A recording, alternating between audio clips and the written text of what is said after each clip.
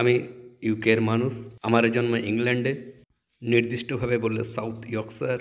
এখানে যে মেন ধর্মটা পালন করা হয় হলো খ্রিস্টান ধর্ম। আমি বললাম প্র্যাকটিস করা হয়, তবে আসলে সত্যিকার অর্থে প্র্যাকটিস করা হতো না। তাই বেশিরভাগটাই মোস্টলি এথেইজম সেই এরিয়াটাতে।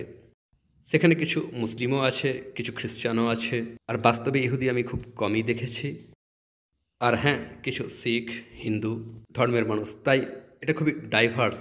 বাট এই সব কিছুই মানুষের পরিচয় তথা ধর্মীয় পরিচয়ের দিক থেকে, কিন্তু ধর্ম পালনের দিক থেকে এখানকার মানুষ সত্যিকার অর্থে ধর্ম পালন করে না।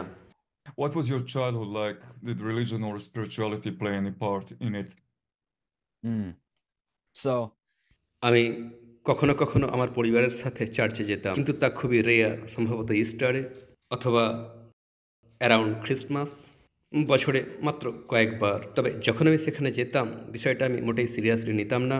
আমার মনে পড়ে দু একবার আমি প্রেও করেছিলাম। you know, যখন আমার জীবনে খারাপ কোনো কিছু ঘটে যেত, শুধুমাত্র তখন আমি জাস্ট গডের কাছে সাহায্য প্রার্থনা করতাম, বলতাম গড এই বিষয়টা আমার জীবনে বাস্তবায়িত করে দিন। তবে ইন জেনারেল শৈশবে কোনো অবস্থাতেই আমি ধার্মিক ছিলাম না।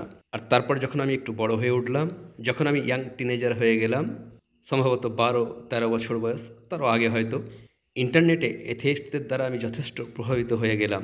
আর আমি তাদের একজন হয়ে গেলাম। অবভিয়াসলি আমার ইমান ততটা স্ট্রং ছিল না কোনো ধর্মেই। সো আমি জাস্ট একজন এথেইস্ট হয়ে গেলাম।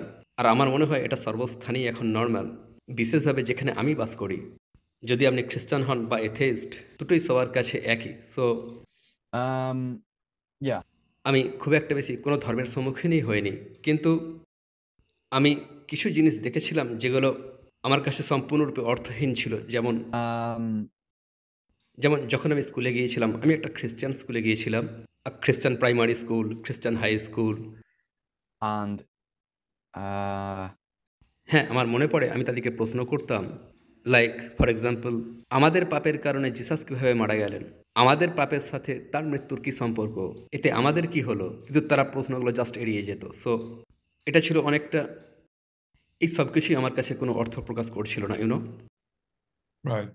What was your religious or spiritual background when you first started learning about Islam? হ্যাঁ, যখন আমি প্রথম ইসলাম নিয়ে জ্ঞান অর্জন করা শুরু করলাম, তখন বেসিক্যালি আমি ছিলাম একজন এথেইস্ট। এটাকে বলা যায় আমি ছিলাম অ্যাগনস্টিক। তবে সত্যি কথা বলতে কি, গড নিয়ে খুব একটা ভাবতাম না। yeah, আমার জীবনে কোনো ধর্ম ছিল না।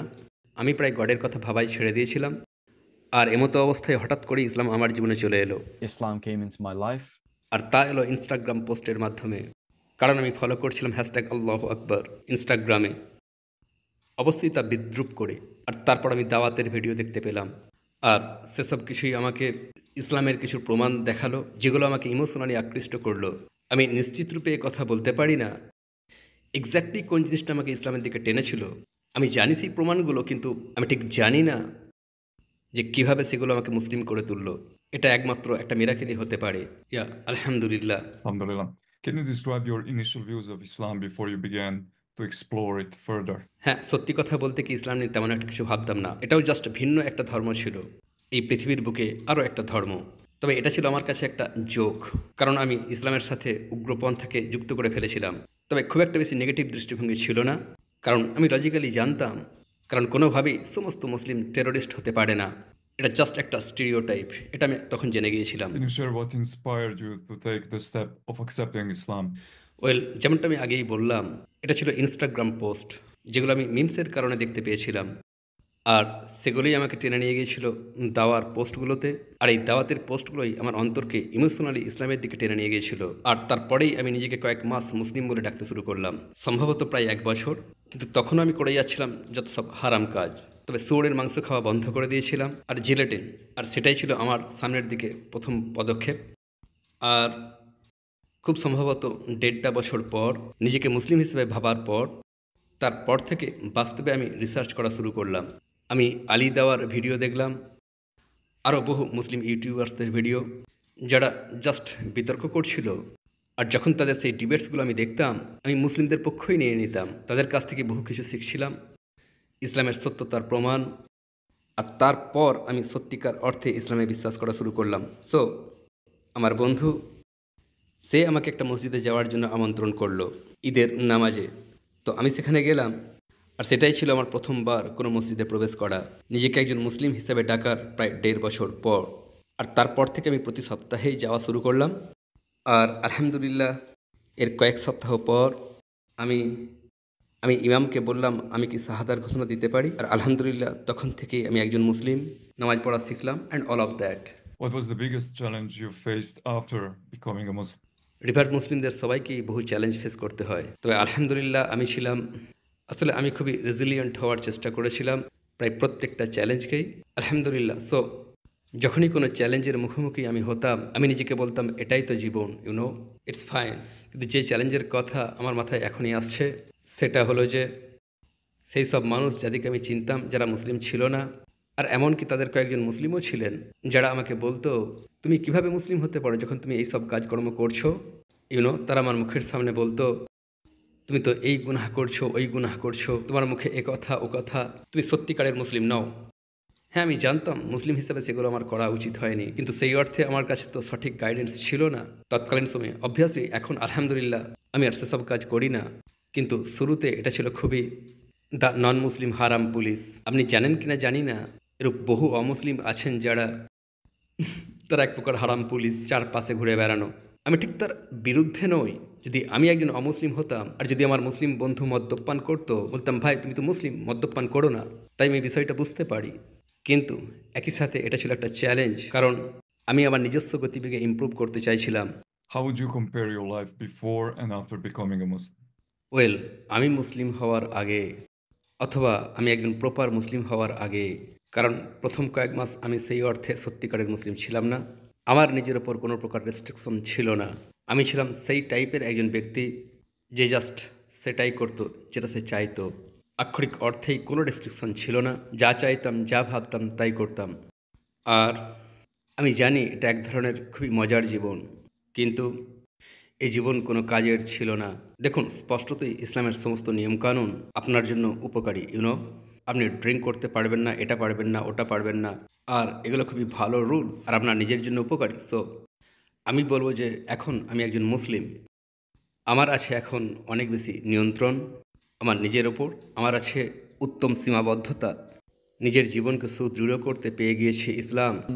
Maybe a Really? lot of discipline, self-control. Yeah, all of that stuff. And হ্যাঁ, দেখুন, ইসলাম আপনাকে ডাম্প ডিসিশন নিতে বাধা দেয়। অনেক সময় আপনি ইমোশনাল হয়ে যেতে পারেন, কেউ হয়তো আপনাকে খারাপ কোনো কথা বলল আর আপনি তাকে প্রতি উত্তরে অনেক কিছু বলতে চান, কিন্তু ইসলাম আপনাকে আত্মনিয়ন্ত্রণ দান করেছে। আপনার আল্লাহর ভয়, আল্লাহর সচেতনতা আর সেই খেয়ালটা যে আপনার করা প্রত্যেকটা কাজ হিসাব করা হবে। আপনি মারা যাবেন, আপনাকে আল্লাহর সামনে দাঁড়াতে হবে, যা কিছু করেছেন তার জবাব দিতে হবে। দেখুন, ইসলাম আপনাকে জাস্ট উত্তম করে তোলে, আপনাকে স্ট্রিক্ট সেট অফ গাইডলাইন্স দেয় অবজেক্টিভ মোরালিটি, যেগুলো আপনি আর অন্য কোথাও খুঁজে পাবেন না। কারণ প্রত্যেকের জন্যই সাবজেক্টিভ মোরালিটি ভিন্ন, যেগুলো মানুষের জন্য কনফিউজিং হয়ে উঠতে পারে। আর এই দিক থেকে ইসলাম হলো সত্যিই খুবই উত্তম, সর্বদিক থেকেই আলহামদুলিল্লাহ। আর তাই আমি প্রত্যেক রিভার্টকে, এমনকি বর্ন মুসলিমকেও অ্যাডভাইস করি, কিপ লার্নিং ব্রো, পড়তে থাকুন। কারণ ইসলামের প্রত্যেকটা জিনিস যা আপনি শিখবেন সেটাই আপনার ইমানকে মজবুত করবে আপনার ইসলাম প্র্যাকটিস করার ইচ্ছাটাকে। এছাড়াও জ্ঞান অর্জন করা এক উত্তম আমল। Exactly. yeah, Why do you think people should learn about Islam? কারণ দেখুন, আমি পৃথিবীর সমস্ত মানুষকে বলবো ইসলাম নিয়ে জ্ঞান অর্জন করুন, পড়াশোনা করুন। আর যদি তা আপনি করেন, কমপক্ষে আপনারা এতটুকু তো জানতে পারবেন যে মুসলিমরা ততটা খারাপ নয়। বহু স্টিরিওটাইপ কথা প্রচার করা হচ্ছে, ইসলাম নিয়ে অতি অল্প জ্ঞান অর্জন করলেও আপনি জানতে পারবেন মুসলিমরা ততটা খারাপ নয়, আমরা অতি অতি উত্তম মানুষ ইসলামের নিয়মকানুন অনুযায়ী, যেটা আমাদের হওয়ার কথা। তবে কিছু মানুষ তো রয়েছেন যারা নন, দুর্ভাগ্যবশত। কিন্তু আসলে এটা ইসলামের ফল্ট নয়, এটা ইন্ডিভিজুয়াল মানুষদের ফল্ট। এছাড়াও পৃথিবীর মানুষের আখিরাতের জ্ঞান অর্জন করা উচিত আর ভাবা উচিত, আমি চাই না যে মৃত্যুর পর আমি জাহান্নামে যাই। আর অ্যাটলিস্ট এই উদ্দেশ্যে মানুষের ইসলামের খোঁজ খবর করা উচিত। যদি এই মানুষগুলো, মুসলিমরা, যদি তারা ইসলামের সত্যতা নিয়ে এতটা নিশ্চিত হয়, তাহলে অন্য সবার অন্তত একবার ভাবা উচিত যে অ্যাটলিস্ট আমি কোরআনটা তো পড়ে দেখি। আর যদি তারা এটা না করে, তো একদিন তাদেরকে সত্যিই রিগ্রেট করতে হবে। আর এথেইস্টদের জন্য বলছি একটা গ্রেট পয়েন্ট। দেখুন, যদি আপনি একজন এথেইস্ট হয়ে থাকেন, হয় আপনি মারা যাবেন আর মৃত্যুর পর কিছুই ঘটল না, অথবা মারা গেলেন আর নরকে প্রবেশ করলেন। আর যদি আপনি মুসলিম হন, হয় আপনি মারা গেলেন আর তারপর কিছুই ঘটল না, অথবা মারা গেলেন আর স্বর্গে প্রবেশ করলেন, যদি ইসলাম সত্য হয়। তাই মুসলিম হয়ে যাওয়াটা অনেক বেশি লজিক্যাল। আর একই সাথে ইসলাম অনুযায়ী মুসলিম হওয়াটা এই দুনিয়াতেও আপনার জন্য উপকারী। তাই সত্যিকার অর্থে মুসলিমদের হারাবার কিছুই নেই। Jan, I want to thank you for being my guest. It was truly a pleasure to have you here and to be able to share your story. Thank you, brother. It was a pleasure to be here. It was a pleasure to talk to you and to share my story and to share my opinions. So, alhamdulillah, thank you for giving me this platform on your YouTube channel.